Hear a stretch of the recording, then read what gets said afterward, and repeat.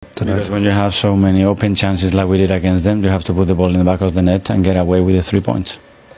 It's also very important, like psychologically, what's going to happen. So what did you tell them after the games, knowing that there are still 5 games to play? We lost an opportunity. We have another 5. Everything is there still to play, and we're going to go again. This could be a shootout between you and City, so it could go down to not only wins, but scoring goals. And you know that this is the league that not only everything, twists and turns could happen in this league. So this could not only be, we are saying it's defining, but do you think it is defining this game? Defining what, sorry? As in the fight for the title. Is this game defining, or as I said, because there are 5 games? Because there are 5 for us and 6 for them, and we're still 3 points ahead, so there is still so much to play. Welcome back to the channel. Before we dive into one of the most explosive moments of this Premier League season, make sure you hit that subscribe button and leave your like, because what we are about to break down is not just a football match. It's a turning point, a psychological battle, and possibly the defining moment in the race for the title. What happened at the Etihad Stadium between Manchester City and Arsenal was more than just a 90-minute contest.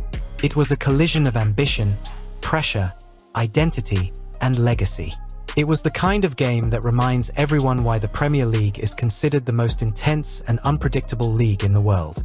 Coming into this clash, Arsenal were sitting at the top of the table, carrying not only points but also momentum, belief, and the growing expectation that this could finally be their year.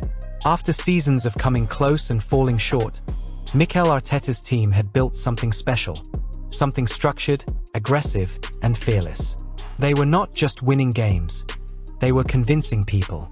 They were making fans believe again. But then came this match, a game that many were already calling a final before it even kicked off. And in many ways, it lived up to that label. On the other side stood Manchester City, the defending champions, a team that has defined dominance in English football over the past years under Pep Guardiola. A team that does not panic. A team that does not disappear under pressure. A team that, perhaps more than any other, understands how to navigate the final stages of a title race. But this time, they were not leading. This time, they were chasing. And that changes everything. Because when Manchester City are chasing, they become even more dangerous. They become sharper, more focused, and more relentless. The match itself began with an atmosphere that you could almost feel through the screen. The Etihad was alive, tense, expectant. Every touch of the ball carried weight. Every decision felt amplified. Arsenal did not come to sit back. They came to fight. They pressed high, challenged every duel, and showed from the first minute that they were not intimidated by the stage or the opponent. This was not the Arsenal of the past, the team that would sometimes hesitate in big moments. This was a team that believed it belonged at the very top.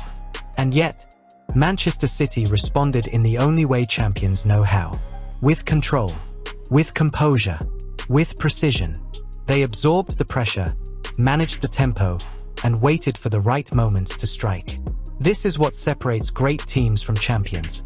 The ability to stay calm when everything around you is chaotic. While Arsenal brought intensity and aggression, City brought experience and efficiency. And in games like this, that combination can be decisive. Hi, Mikel. Hello. A very disappointing result, but a very strong performance from your team compared to some others. How does that make you feel? Very upset with the results, obviously. We came here to win the game. I think the message was clear from 3 days before. We prepared to do that, to take the game to the areas that we believe we could win it. We certainly done that, even though we started the game with a goal down, and psychologically we had to play with that. We've done it. So we proved that that we are there, but the reality is in the 2 boxes. Today was a difference, and that's what decided the game. That's what you think was the difference between the 2 sides, the finishing in the boxes? Yeah, the styles have been different for the profile of players that they have. We have available as well in certain areas, but the difference was 100%. Yeah. Pep, congratulations! Such a big victory. Was that as much about mentality as quality today, that to fight and to get the vital win? Yeah, they have to. But what happened in the last action score goal? What happened? So the match is in that level as some minutes. So they had the chances. We had the chances. I know how difficult they are, and really pleased to be there. first goal from Ryan Cherky, it was wonderful quality, but also the fact that he stayed on his feet. Some players may have taken the chance to try and go down. He stayed on his feet and scored a wonderful individual goal. Well, we're closer inside of the box, so when you dribble there with ability, of course, it's good. The second half we didn't find less, so it was good, a really good first half. At the second, we didn't find Ryan what we needed, but of course, he's an exceptional player. Your goalkeeper today made a rare mistake, but then an hour into the game, second half, that save one-on-one from Kai Havertz was huge. What does that tell us about him? That everyone can make a mistake in this group. That's how you react and how his mates giving support, and this is the most important thing. And of course, it had to be Erling Haaland on a day like this. Yeah, of course. So all the process was good. We attack quick with Havertz, Nico. What a game! Make a good runner, and after make the assist. And Erling is in the right spot as always. It's not over, but you said in the build-up that if you lost, it would have been over. So we now have a run-in. How do you approach these next 5 games? One game at a time. So 5 games and have a tough ones. And now it's don't lose the focus. So recovery well, prepare well, and go there. You have to be feeling confident though after this. Yeah, but we have to prove again. So who is top of the league?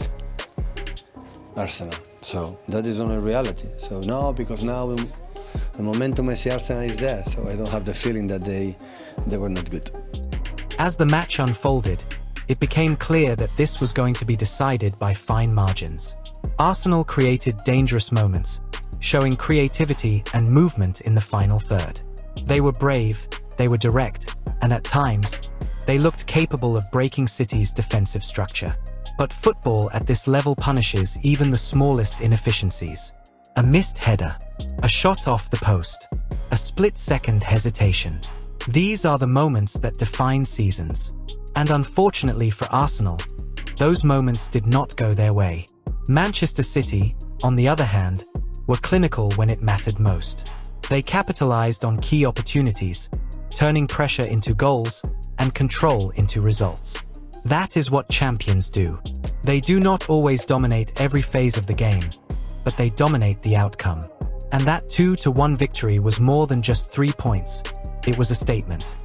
A reminder to everyone watching that the title race is far from over.